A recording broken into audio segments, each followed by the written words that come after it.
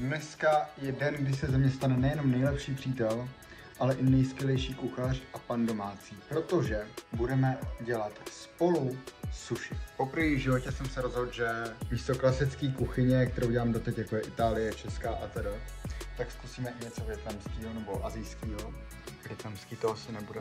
A uděláme spolu sushi. Tím, že svou přítelkyni fakt strašně miluju, tak uděláme hromadu druhů sushi, takže avokádový, kuřecí, řetkvičkový a další věci. Chtěl jsem dělat lososový, ale nikde v krámě se nemohl najít takový to uzenýho lososa, co si můžeš dát syrovýho. Všude ho musí mít teplně zpracovanýho a nechtělo se mi to odkůžovávat a tedy. Pro některý pravděpodobně úplně jasný, co na to potřeba, ale pro jistotu to tady ještě jednou ukážu. My prosím veškerý ovoce a zeleniny, co používáte do vaření, umývejte, fakt nebuďte prasata, umývejte to. Já tím, že jsem v životě nedělal sushi, nebo celkově používám jenom tu basmátovou rejži, myslím si, že se tak jmenuje, tak s tady tou jsem v životě nepracoval, udělá se 16 až 18 minut, měla by to být ta lepivá a nevím, jak ji udělat, takže buď to se budu zeptat ChatGPT, anebo to prostě dneska fitneme bez toho.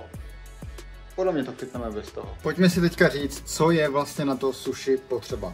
Za prvý maso. Ať už to je kuřecí, nebo to je tuňák, nebo to je losos, jak říkám, já jsem chtěl vzít losos, ale bohužel nikde se nenašel ten, kterýho jsem potřeboval. Potom samozřejmě, co nesmí chybět a ta nejzásadnější ingredience hnedka po řasách, tak je rýže. A speciálně sushi rejže, která by měla být taková ta lepivá a ne ta basmátová, kterou já používám často. Tady to se má dělat nějakých 16 až 18 minut. Já jsem v životě s tady tou rejží nepracoval, takže jsem zvědavý, jak to pro mě bude fungovat, protože jsem zvyklý na sáčkovou rejži a tady ta je bez sáčku. Potom samozřejmě nesmí chybět takový ty základní suroviny, jako je paprika, avokádo, to je asi nejdůležitější. Na okurkový sushi okurka a moje nejoblíbenější řetkvičky. Já miluju řetkvičkový sushi, jako bez prdele, miluju to. Pak už samozřejmě takový ty základní věci, jako je zázvor, jako je mostská řasa, sojovka a pak jsem ještě dokoupil věci, jako je wasabi pasta a nebo hůlky, ať to máme vyloženě jak z restaurace a ne jen tak ledajaký, že si to bude jíst vedličkou nebo rukou. Všechny věci, co jsem tady vyjmenoval, tak když nepočítám věci, co jsem koupil na mojito, který si tady chci pak dělat a na kousek zmrzliny, tak to vyšlo na nějakých bajvočko 6 až 8 stovek. Možná 7, abych byl přesnější. Pro mě nejdůležitější věc je teďka si připravit to kuřecí maso na takový ty malinký nudličky, abychom to mohli pak dát do toho sushi. Podélně, chápeme se. Já, abych pravdu řekl, tak já vůbec nevím, kolik toho masa bych měl správně udělat, takže já prostě udělám jedno kuřecí prso a když mi to bude připadat během toho málo, tak ho udělám prostě jednoduše víc. A s dovolením se tady odjebnu takovýhle ty hnusný, tlustý kousky, který fakt na tom mase nesnáším. Ale je jedno, jak dobře zpracovaný to je, mě to prostě nechutná a odpuzuje mi to od toho masa. Zcela upřímně, já si myslím, že fakt takhle málo masa, když tam budeme mít věci, jako jsou řetkvičky, okurky, avokádo a teda, tak bude bohatě stačit. To znamená, že teďka už se to jenom lehce zakápne olejem, přidá se špetička soli. A zjistil jsem, že jsem nekoupil jednu zásadní věc. A tím je grilovací koření, takže já jdu improvizovat. Tím pádem trochu bazalky, dobrý je to, našel jsem grilovací koření. Takže to zasypeme trošku grilovacího koření, tak aby tam pak vznikla nějaká barva. A pak už se to prostě jenom a jednoduše narychlo promíchá, nechá se to odstát. Prkínko jsem si vyměnil a samozřejmě začínám stragglovat s tím, že já nemám malý nože, takže já tady teďka budu muset pracovat s tím, že mám velký nůž, ale to nějak zvládnem. Já jsem podle mě jediný člověk na planetě, co má fakt problém dostávat slupku z toho avokáda. Fakt mi to kurevsky vadí, nemám to rád, to dostávat z toho pryč. To je bolest pro mě akorát, vždycky to je pro mě bolest tady to. Vole, já se jdu podívat na YouTube. Takže podle některých lidí by se to mělo dát docela jednoduše naříznout, jestli jsem to pochopil správně, a prostě borendat. Ok, odendal jsem to úplně jinudy, než jsem to odříznul. Tak to je insane. Dobrý, ale mám to. To avokádo v tom suši bych možná dělal na takový ty půlměsíčky. Já si myslím, že jako půlka avokáda bude stačit úplně bohatě. Jo, udělal bych to tak, že půlka avokáda bude stačit. A nebo ne, já to udělám celý a zbytek si prostě nechám na snídaní. Myslím si, že 6 řetkviček by mohlo stačit a přemýšlel jsem, jak to vlastně udělám a nevím, jestli to chci krájet takhle, anebo takhle na ty proužky, ale pravděpodobně to prostě udělám, já to prostě dám na půl a pak to prostě pojedu takhle, ne? Jo, přímě teďka během toho krájení, tak si říkám, jestli čirou náhodou v tom suši není ta řetkvička nějak víc zpracovaná, než že je prostě syrová, protože já si to nepamatuju, já jsem ho dlouho neměl. A budu se prostě modlit, že ne a že je to nejsyrovější řetkvička, kterou tam můžou dát, protože já tady nemám podle mě šanci vymyslet, jak bych ji případně mohl upravit. A nechce se mi psát ChatGPT ohledně toho, jestli to má být upravený nebo jestli to má být takhle udělaný. Já jsem přemýšlel, jestli se bude dělat ta paprika nebo jestli ji tam nakonec dávat nebudu. A rozhodl jsem se, že papriku tam nakonec dávat nebudu, protože by to bylo až moc tvrdý v některých kouscích podle mě a to se mi úplně nechtělo riskovat.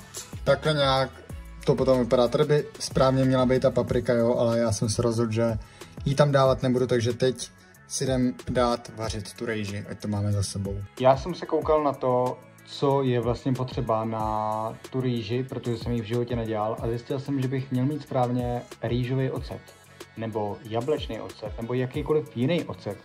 A já nemám ani kapku octa, jako ani kapku, takže to bude falešná rýžová suši a vůbec nevím, jak to udělám. Jestli bude chutnat úplně stejně, nebo jestli mám udělat jako klasickou rýži, ChatGPT mi není schopný tady v tom pomoct. Takže opět jdu na hardcore a prostě to udělám podle sebe, jak já si myslím, že to bude nejlepší. Já mám dovařenou rejži, mám připravený tady tu řasu, která se mi trhá v rukách. A zjistil jsem, že nesnáším nesáčkovou rejži. A taky, že tady to se mi roztrhne, protože já nemám ten bambus, se kterým se to má dělat. Takže to budu muset dělat celý ručně. Fakt mi začíná vadit to, že jsem si vymyslel takovouhle věc, protože to je nejhorší nápad, co jsem kdy mohl mít, ty vole. Za prvý ta rýže extrémně lepí, což je teda paradoxně asi dobře, protože lepit podle ChatGPT 100% má, ale vůbec se mi to nechce roztírat a fakt nevím, jak to budu balit. Já ani nevím, kde všude to mám rozprostřít, já jsem se nepodíval na žádný tutoriál, na žádný video, nic takového, kde by vysvětlovali, jak se to má správně dělat.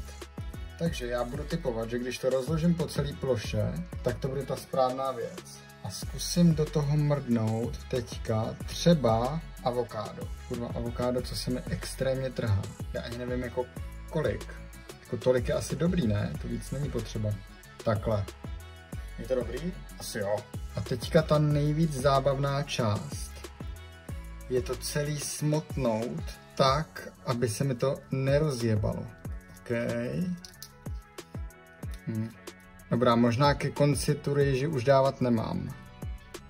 Dobrá, nevadí. To je první testovací suši, jo? První testovací suši. Zjistil jsem, hele, já to budu prostě balit jako burrito. A pak zjistím, jak to mám dělat správně. Už teďka vím, že ke konci nemám dávat že ke konci nemám dávat tu rejži. To se to pak celý rozjebe. A taky jsem slyšel, že ten nůž se má namáčet, když se to má řezat. Že před každým naříznutím to má člověk namočit. Dobrá, to asi úplně ne. Ale počkej, jako někam se dostáváme. Čum na to, jo? Čum na to. To půjde, jenom potřebuji ostřejší nůž. Takže mám to namočený, mám milionkrát ostřejší nůž. No jo, to je úplně něco jiného. Jo, kamaráde. To je suši jak vyšitý, ty vole. Chápu princip toho, proč se má namáčet ten nůž. To je první princip toho, co na tom suši chápu. Zbytek moc ne.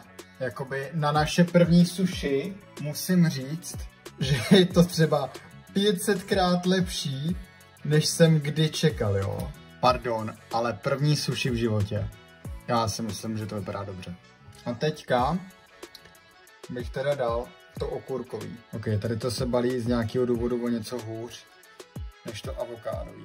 Důležitý, co jsem četl, je na to při každém rolu trošičku zatlačit, aby se to na sebe nalepilo. Takže prostě je to takový burrito, který se mi tady trošku rozpadlo, ale myslím si, že ani tady to nebude zase tak špatný. Uvidíme, zjistíme. Ale kámo, jako taky nevypadá špatně, víš co? Čum, a teďka to bude prostě jenom lepší a lepší. No, ty vole. Já normálně bych mohl být kuchař v nějaký asijský kuchyni, vyloženě jenom na sushi. Sice by mi to trvalo třeba 500 let a nějaký sushi by se mi rozpadlo, tak jako se mi rozpadá tady teďka. Teďka je na čase jedno ze sushi, který se tolik nepovedlo, ochutnat, jestli je to vůbec dobrý. Takže mi přišla taková hrozně bez chuti, ale měla být dělaná v tom octovém nálevu a ten já prostě nemám, takže i přesto, že jsem to solil, tak to nebylo takový, jaký bych chtěl, ale chuťově to není vůbec špatný, dokážu si to představit s tou sojovkou i s tím wasabim dohromady. Já jsem teďka měl extrémně suchý, protože jsem si k tomu nic jiného nedával.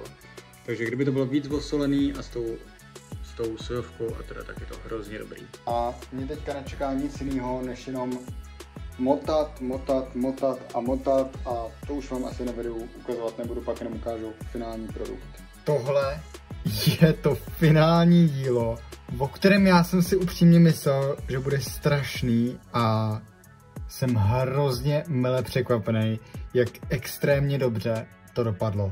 Teďka už jenom budu doufat, že spokojená bude i přítelkyně. Jo, to je ono. To je vlastně všechno. Já vím, bylo to dneska taky trošičku kratší, ale za to pro mě to bylo hrozně náročný. Příští video bude delší, protože to jdeme s Ani a s klukama na východ slunce na Sněžku, takže to určitě uvidíte. A tady to byl takový rychlej experiment toho, co vlastně se dá natočit a nedá natočit, abych měl nějakou představu. Dík za sledování.